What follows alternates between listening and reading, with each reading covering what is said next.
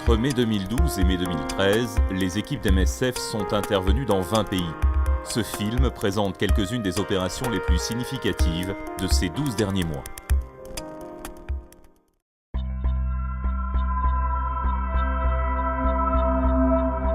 Depuis le début du conflit en Syrie, il y a plus de 2 ans, les combats n'ont cessé de gagner en intensité. Chaque jour, plusieurs milliers de Syriens prennent le chemin de l'exil. Les pays voisins accueillent déjà plus d'1 400 000 réfugiés.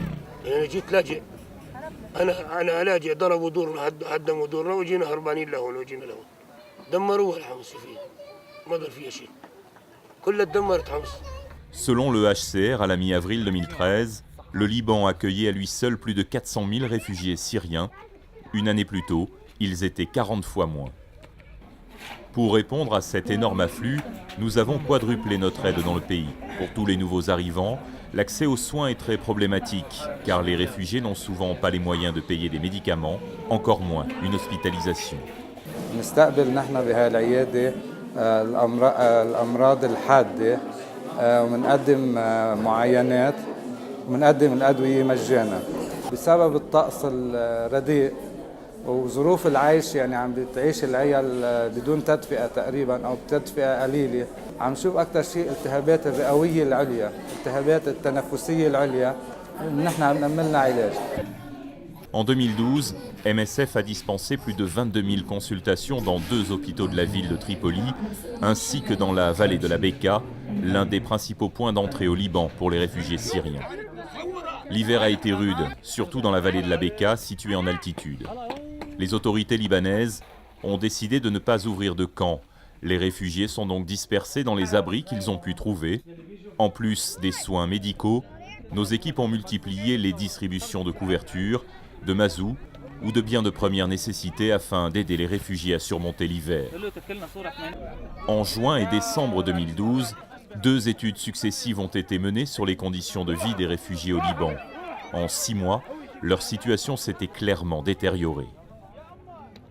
50% of the current refugee population cannot afford to receive proper medical treatment due to the fact that drugs are not offered free of charge. And this is, of course, a clear barrier preventing those beneficiary needs to have access to proper health care. Almost 80% of the Syrian refugees are not currently living in proper housing.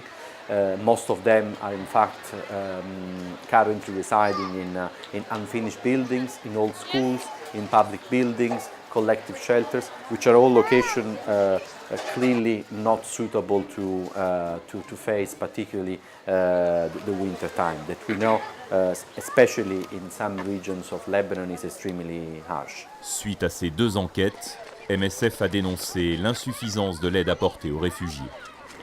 Aujourd'hui, au Liban, la majorité des réfugiés syriens n'ont pas accès à l'aide humanitaire.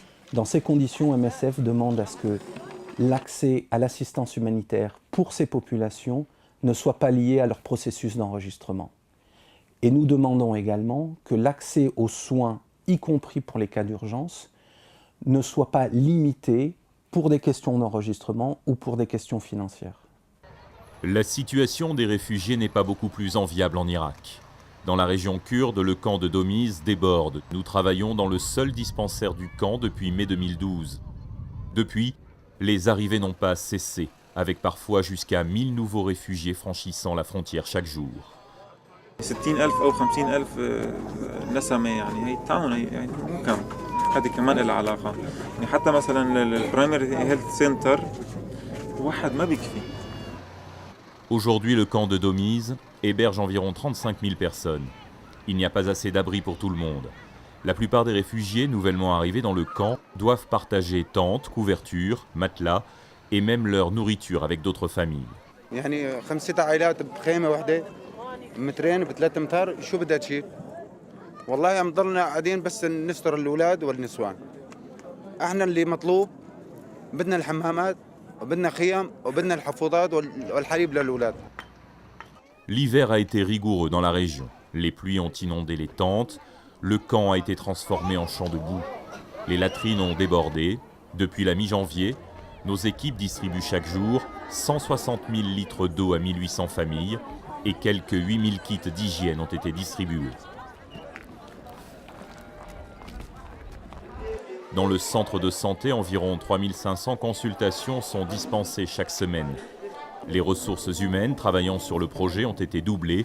Les pathologies observées sont principalement liées aux mauvaises conditions de vie. La promiscuité favorise la propagation des maladies.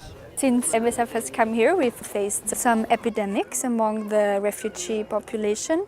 One was an hepatitis A epidemic. Also, we've seen a measles epidemic, which is still going on. Also, malnutrition is a topic that we need to concentrate on in the camp because due to the difficult living conditions, it can happen that there is a shortage of food or that there is not enough for everyone. En avril 2013, nous avons lancé une campagne de vaccination contre la rougeole. Après l'hiver, on craint le retour de la chaleur. La température peut monter jusqu'à 50 degrés dans la région. When it was warmer, in October, November, we had a lot of diarrhea cases due to the bad water and sanitation system, and we expect that as soon as it's getting warmer again, these cases will rise again, probably.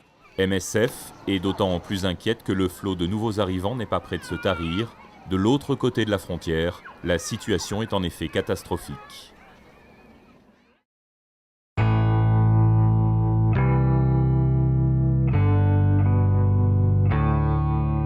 Une nouvelle fois, la République démocratique du Congo a mis à rude épreuve nos équipes.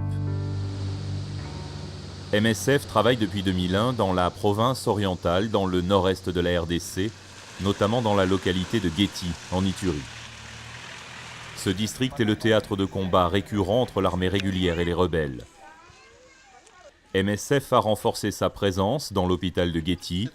L'établissement dispose d'une salle d'urgence et d'une unité de soins intensifs. En 2012, la province orientale a été plutôt épargnée par les combats. Par contre, elle a été frappée de plein fouet par les épidémies. En juin 2012, MSF est intervenu en urgence contre une flambée de paludisme. Le système de santé congolais ne parvenait pas à faire face. Les équipes ont mis en place des unités de soins. Elles ont approvisionné les centres de santé et organisé le transfert des cas les plus graves. Près de 60 000 personnes ont été soignées en ambulatoire et plus de 3 500 patients ont dû être hospitalisés. Dans les centres de santé, il y avait beaucoup de décès avant qu'on arrive ici. Sur un seul mois, on avait 25 décès au centre de santé de Kana. 25 décès d'enfants de 0 à 5 ans. C'était inadmissible parce qu'ils n'avaient pas de médicaments.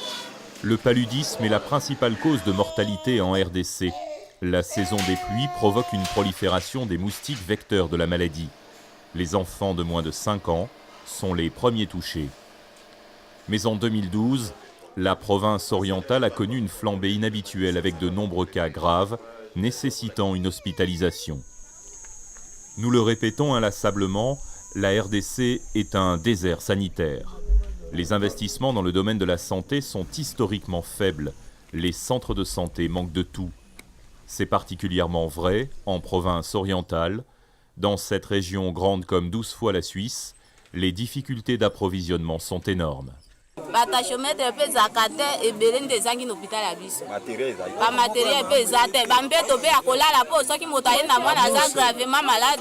Il faut absolument que les traitements soient disponibles, que les consultations soient gratuites, les traitements soient gratuits également, afin que la population qui est extrêmement pauvre puisse bénéficier du traitement de manière précoce, pour éviter qu'on ait affaire à des cas sévères qui sont beaucoup plus difficiles à traiter, qui nécessitent très souvent des transfusions.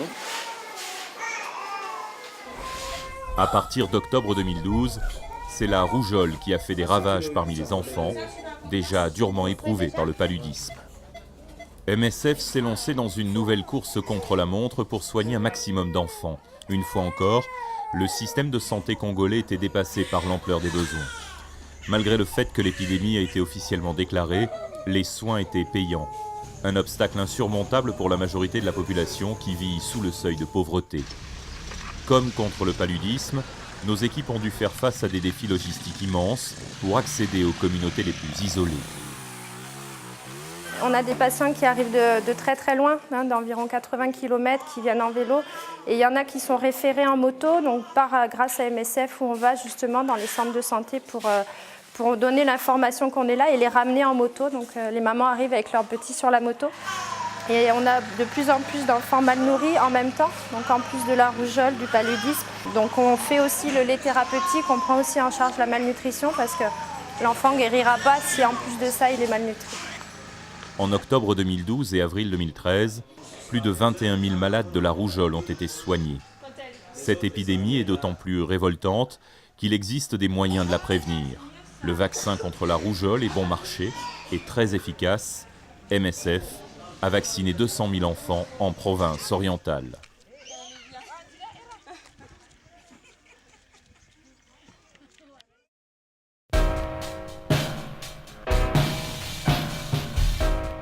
En Syrie, dans les pays du Sahel, en Somalie, au Soudan ou en Corée du Nord, nous sommes confrontés à un environnement changeant et dangereux.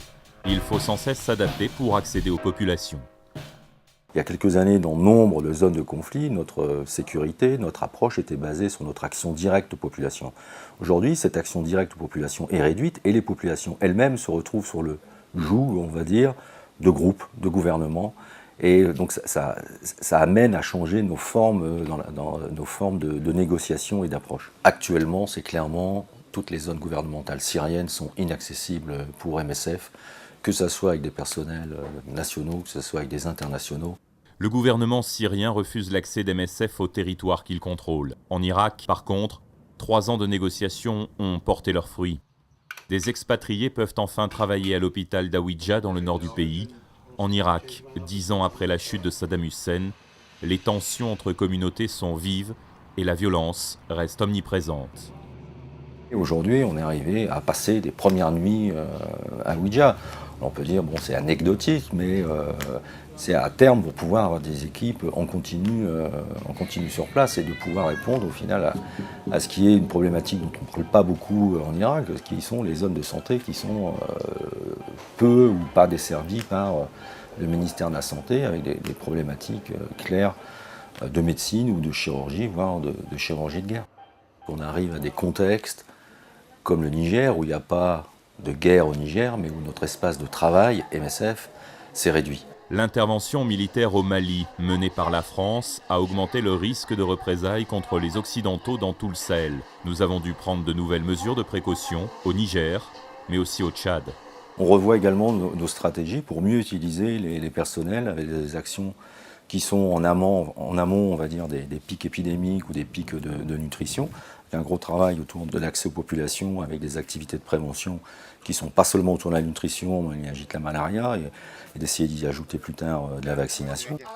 Au Soudan, MSF a créé une unité de réponse aux urgences composée de personnel soudanais. C'est une forme d'adaptation, c'est non pas seulement de répondre aux urgences, mais de les préparer. Donc de les préparer, c'est aussi, on va dire, non pas seulement d'un point de vue technique, d'un point de vue protocole, mais également d'un point de vue politique, sur quoi on s'appuie, sur quels autres acteurs peuvent influencer pour répondre. Et de rentrer dans ces discussions, ça permet aussi d'identifier où on peut appuyer pour pouvoir ouvrir des portes. En décembre 2012, cette unité est intervenue au Darfour, dans l'ouest du Soudan, suite à une épidémie de fièvre jaune.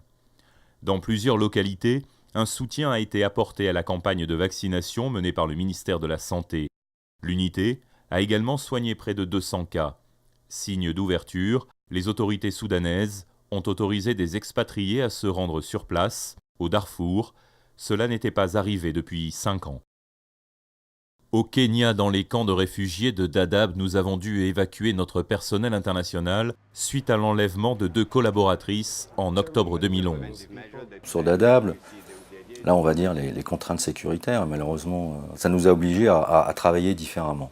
Alors, il y avait quand même un avantage, on ne venait pas d'arriver à Dadaab, donc il y avait déjà des personnels présents, nationaux, kenyans, somaliens, avec, on va dire, avec des connaissances suffisantes aussi pour pouvoir continuer à faire tourner. Mais l'adaptation principale, et ce qui nous a obligés, c'est à revoir la façon de travailler, et de revoir les priorités, revoir justement de mieux utiliser les ressources pour qu'il y ait une continuité des soins pour la population. MSF reste le seul pourvoyeur de soins à Dagaale, l'un des camps de Dadaab.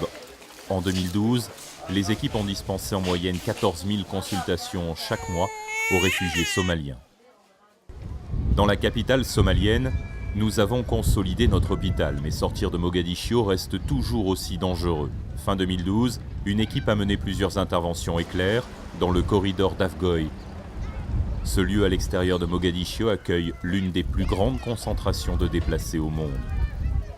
Dans le cadre d'Afgoye, sur les informations qu'il y avait d'alerte nutritionnelle, il a plutôt que d'intervenir en faisant une première phase d'évaluation avec screening, possiblement en réponse après, vu les informations qu'il y avait, on a directement répondu par screening, réponse nutritionnelle, et ajouté consultation et vaccination. MSF a développé des approches similaires dans certaines zones de la République démocratique du Congo, où les équipes dépistent ou traitent la maladie du sommeil.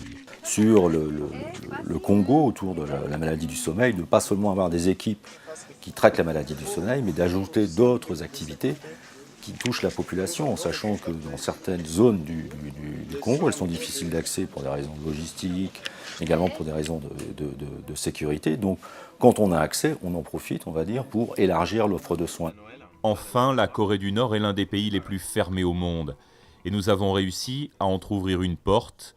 Une équipe a pu se rendre dans l'hôpital d'Anju. Aujourd'hui, on est à 3 visites en Corée, des périodes de 15 jours à 3 semaines sur place. On apporte un training spécifique sur des pathologies identifiées au niveau de l'hôpital et qui peuvent justement aussi toucher à l'extérieur, et de travailler directement au lit du malade. Donc ça permet de créer un climat, on va dire aujourd'hui, entre les Nord-Coréens, cet hôpital d'Anju et les équipes MSF. À terme, c'est une stratégie qui déjà nous a permis de rentrer, déjà nous permet de continuer à discuter avec eux. À terme, c'est pour permettre d'avoir une présence plus longue sur le terrain et d'arriver à des objectifs plus larges que le training et le traitement de cas au lit du malade.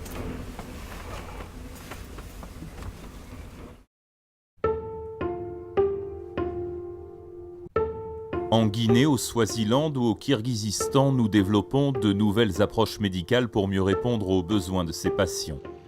En avril et mai 2012, MSF a lancé une campagne de vaccination contre le choléra en Guinée. C'était la première fois que des populations ont été protégées pendant une épidémie en Afrique. La population est satisfaite. Satisfaite parce que c'est une maladie vraiment que tout le monde avait peur. Et puis, vraiment, c'est la première fois chez nous que cette action-là a été faite. Près de 150 000 personnes ont reçu un vaccin oral pris en 2 doses dans la région de Bofa, au nord de la capitale, Conakry. This year as well, in Bofa, the first cases were reported in February, so we thought that's a good place to use the vaccine and potentially prevent the spread of the epidemic further inland and towards Conakry as well. Par la suite, la région de Bofa a été placée sous surveillance épidémiologique pour mesurer l'impact de la vaccination.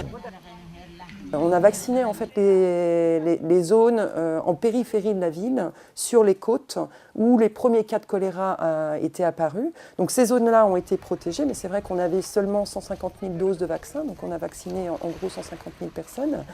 Par contre, une fois que le choléra est rentré dans la ville de Conakry, qui est peuplée d'à peu près 2 millions, voire probablement même plus d'habitants, avec une sanitation qui est absolument désastreuse, avec un système d'approvisionnement en eau qui est absolument obsolète. Effectivement, là, l'épidémie a pris des proportions énormes et là, MSF est intervenu sur la prise en charge, sensibilisation et puis approvisionnement en eau propre. En juin 2012, 4 700 malades du choléra ont été soignés dans 4 centres de traitement temporaires installés dans la capitale. La vaccination a eu d'autres effets positifs. Des discussions ont débuté sous l'égide de l'OMS pour constituer un stock de vaccins au niveau international. L'idée, c'était de pouvoir créer un stock qui soit disponible pour n'importe quel pays ou n'importe quelle organisation qui le demande, et ça sans délai. On parle de 2 millions de doses, c'est pas énorme, mais ça permet de commencer en tout cas une intervention de vaccination choléra très rapidement. Ce stock de vaccins choléra, il est là pour répondre à une épidémie de choléra, pour utiliser ces vaccins seulement dans le cadre d'une réponse à une épidémie, pas sur une vaccination de routine dans des pays qui seraient endémiques avec le choléra. Au Swaziland, nous avons lancé un projet pilote consistant à mettre sous traitement antirétroviral toutes les femmes enceintes séropositives. Dans ce royaume d'Afrique australe, plus de 20% de la population adulte est contaminée par le VIH. Les femmes enceintes sont encore plus touchées, plus de 40% des femmes qui vont dans les centres de santé pour le suivi de leur grossesse sont porteuses du virus. Dans ce contexte-là, MSF a décidé de pas seulement travailler sur la morbidité ou la mortalité liée au VIH et à la tuberculose, mais également d'essayer de mettre en place une stratégie opérationnelle qui puisse avoir un effet sur la transmission du virus. On a commencé cette année avec la mise en place du fameux PMTCT-B+, qui est la mise sous traitement antirétroviraux des femmes enceintes, quel que soit leur niveau d'infection avec le virus. L'un des objectifs de cette approche est d'empêcher la contamination du fœtus. En plus de garder les malades en vie, il est scientifiquement prouvé, les antirétroviraux réduisent le risque de transmission. Cette stratégie-là ne protège pas seulement la maman qu'on met sous antirétroviraux, mais elle protège aussi le bébé dont elle est enceinte à ce moment-là, et protégera également dans le futur, lors d'une prochaine grossesse, le futur bébé à naître. Donc on a beaucoup d'avantages avec cette stratégie. Depuis février 2013, une cinquantaine de femmes ont commencé un traitement antirétroviral conformément à ce nouveau projet. D'ici la fin de l'année, il est prévu de mettre 250 femmes sous traitement. De plus en plus de femmes doivent ensuite être réintégrées dans le programme. Ce n'est que la première étape pour ce qu'on voudrait faire, qui est du test and treat, c'est-à-dire élargir le groupe cible des femmes enceintes également à la population générale.